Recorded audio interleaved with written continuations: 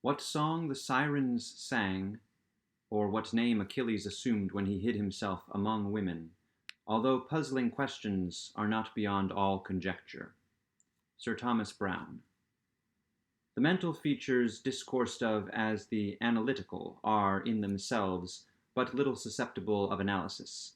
We appreciate them only in their effects. We know of them, among other things, that they are always to their possessor, when inordinately possessed, a source of the liveliest enjoyment. As the strong man exults in his physical ability, delighting in such exercises as call his muscles into action, so glories the analyst in that moral activity which disentangles. He derives pleasure from even the most trivial occupations, bringing his talent into play. He is fond of enigmas, of conundrums, hieroglyphics, exhibiting in his solutions of each a degree of acumen which appears to the ordinary apprehension preternatural. His results, brought about by the very soul and essence of method, have in truth the whole air of intuition. The faculty of resolution is possibly much invigorated by mathematical study, and especially by that highest branch of it which unjustly and merely on account of its retrograde operations has been called, as if par excellence, analysis. Yet to calculate is not in itself to analyze. A chess player, for example, does the one without effort at the other. It follows that the game of chess, in its effects upon mental character, is greatly misunderstood. I am not now writing a treatise, but simply prefacing a somewhat peculiar narrative by observations very much at random. I will therefore take occasion to assert that the higher powers of the reflective intellect are more decidedly and more usefully tasked by the unostentatious game of draughts than by the elaborate frivolity of chess. In this latter, where the pieces have different and bizarre motions, with various and variable values, what is only complex is mistaken, a not unusual error, for what is profound. The attention is here called powerfully into play. If it flag for an instant, an oversight is committed, resulting in injury or defeat, the possible moves being not only manifold but involute. The chances of such oversights are multiplied, and in 9 cases out of 10, it is the more concentrative rather than the more acute player who conquers. In draughts, on the contrary, where the moves are unique and have but little variation, the probabilities of inadvertence are diminished, and the mere attention being left comparatively unemployed, what advantages are obtained by either party are obtained by superior acumen. To be less abstract, let us suppose a game of draughts where the pieces are reduced to 4 kings, and where, of course, no oversight is to be expected. It is obvious that here the victory can be decided, the players being at all equal, only by some recherché movement, the result of some strong exertion of the intellect. Deprived of ordinary resources, the analyst throws himself into the spirit of his opponent, identifies himself therewith, and not unfrequently sees thus at a glance the sole methods, sometimes indeed absurdly simple ones, by which he may seduce into error or hurry into miscalculation. Whist has long been known for its influence upon what is termed the calculating power, and men of the highest order of intellect have been known to take an apparently unaccountable delight in it, while eschewing chess as frivolous. Beyond doubt, there is nothing of a similar nature so greatly tasking the faculty of analysis. The best chess player in Christendom may be little more than the best player of chess, but proficiency in whist implies capacity for success in all these more important undertakings where mind struggles with mind. When I say proficiency, I mean that perfection in the game which includes a comprehension of all the sources whence legitimate advantage may be derived. These are not only manifold, but multiform, and lie frequently among recesses of thought altogether inaccessible to the ordinary understanding. To observe attentively is to remember distinctly, and so far the concentrative chess player will do very well at whist, while the rules of Hoyle, themselves based upon the mere mechanism of the game, are sufficiently and generally comprehensible. Thus, to have a retentive memory and proceed by the book are points commonly regarded as the sum total of good playing. But it is in matters beyond the limits of mere rule that the skill of the analyst is evinced. He makes in silence a host of observations and inferences, so perhaps do his companions, and the difference in the extent of the information obtained lies not so much in the validity of the inference as in the quality of the observation. The necessary knowledge is that of what to observe.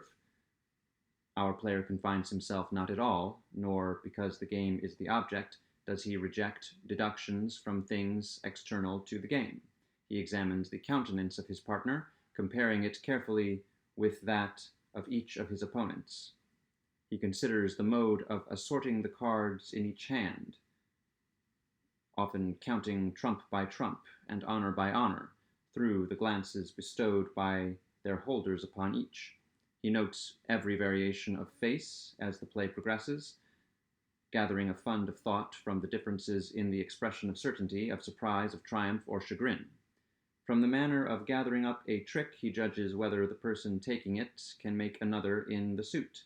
He recognizes what is played through feint by the manner with which it is thrown upon the table, a casual or inadvertent word, the accidental dropping or turning of a card, with the accompanying anxiety or carelessness in regard to its concealment, the counting of the tricks, with the order of their arrangement, embarrassment, hesitation, eagerness, or trepidation, all afford to his apparently intuitive perception indications of the true state of affairs. The first 2 or 3 rounds having been played, he is in full possession of the contents of each hand, and thenceforward puts down his cards with as absolute a precision of purpose as if the rest of the party had turned outward the faces of their own. The analytical power should not be confounded with simple ingenuity, for while the analyst is necessarily ingenious, the ingenious man is often remarkably incapable of analysis. The constructive or combining power by which ingenuity is usually manifested, and to which the phrenologists, I believe erroneously, have assigned a separate organ, supposing it a primitive faculty, has been so frequently seen in those whose intellect bordered otherwise upon idiocy as to have attracted general observation among writers on morals. Between ingenuity and the analytic ability there exists a difference far greater, indeed, than that between the fancy and the imagination, but of a character very strictly analogous. It will be found, in fact, that the ingenious are always fanciful, and the truly imaginative never otherwise than analytic. The narrative which follows will appear to the reader somewhat in the light of a commentary upon the propositions just advanced. Residing in Paris during the spring and part of the summer of 18-something, I there became acquainted with Monsieur C. Auguste Dupin. This young gentleman was of an excellent, indeed of an illustrious family, but by a variety of untoward events had been reduced to such poverty that the energy of his character succumbed beneath it, and he ceased to bestir himself in the world, or to care for the retrieval of his fortunes. By courtesy of his creditors, there still remained in his possession a small remnant of his patrimony, and upon the income arising from this he managed, by means of a rigorous economy, to procure the necessaries of life without troubling himself about its superfluities. Books, indeed, were his sole luxuries, and in Paris these are easily obtained. On our first meeting was at an obscure library in the Rue Montmartre, where the accident of our both being in search of the same very rare and very remarkable volume brought us into closer communion. We saw each other again and again. I was deeply interested in the little family history which he detailed to me, with all that candor which a Frenchman indulges whenever mere self is the theme. I was astonished, too, at the vast extent of his reading, and above all, I felt my soul enkindled within me by the wild fervor and the vivid freshness of his imagination. Seeking in Paris the objects I then sought, I felt that the society of such a man would be to me a treasure beyond price, and this feeling I frankly confided to him. It was at length arranged that we should live together during my stay in the city, and as my worldly circumstances were somewhat less embarrassed than his own, I was permitted to be at the expense of renting, and furnishing in a style which suited the rather fantastic gloom of our common temper, a time-eaten and grotesque mansion, long deserted through superstitions into which we did not inquire, and tottering to its fall in a retired and desolate portion of the Faubourg Saint-Germain. Had the routine of our life at this place been known to the world, we should have been regarded as madmen, although perhaps as madmen of a harmless nature. Our seclusion was perfect. We admitted no visitors. Indeed, the locality of our retirement had been carefully kept a secret from my own former associates, and it had been many years since Dupin had ceased to know or be known in Paris. We existed within ourselves alone. It was a freak of fancy in my friend, for what else shall I call it, to be enamored of the night for her own sake. And into this bizarrerie, as into all his others, I quietly fell, giving myself up to his wild whims with a perfect abandon. The sable divinity would not herself dwell with us always, but we could counterfeit her presence. At the first dawn of the morning we closed all the massy shutters of our old building, lighted a couple of tapers, which, strongly perfumed, threw out only the ghastliest and feeblest of rays. By the aid of these we then busied our souls in dreams, reading, writing, or conversing, until warned by the clock of the advent of the true darkness. Then we sallied forth into the streets arm in arm, continuing the topics of the day or roaming far and wide until a late hour, seeking amid the wild lights and shadows of the populous city that infinity of mental excitement which quiet observation can afford. At such times I could not help remarking and admiring, although from his rich ideality I had been prepared to expect it, a peculiar analytic ability in Dupin. He seemed, too, to take an eager delight in its exercise, if not exactly in its display, and did not hesitate to confess the pleasure thus derived. He boasted to me, with a low chuckling laugh, that most men in respect to himself wore windows in their bosoms, and was wont to follow up such assertions by direct and very startling proofs of his intimate knowledge of my own. His manner at these moments was frigid and abstract. His eyes were vacant in expression, while his voice, usually a rich tenor, rose into a treble, which would have sounded petulantly but for the deliberateness and entire distinctness of the enunciation. Observing him in these moods, I often dwelt meditatively upon the old philosophy of the bipart soul, and amused myself with the fancy of a double Dupin, the creative and the resolvent. Let it not be supposed from what I have just said that I am detailing any mystery or penning any romance. What I have described in The Frenchman was merely the result of an excited or perhaps of a diseased intelligence. But of the character of his remarks at the periods in question, an example will best convey the idea. We were strolling one night down a long, dirty street in the vicinity of the Palais Royal.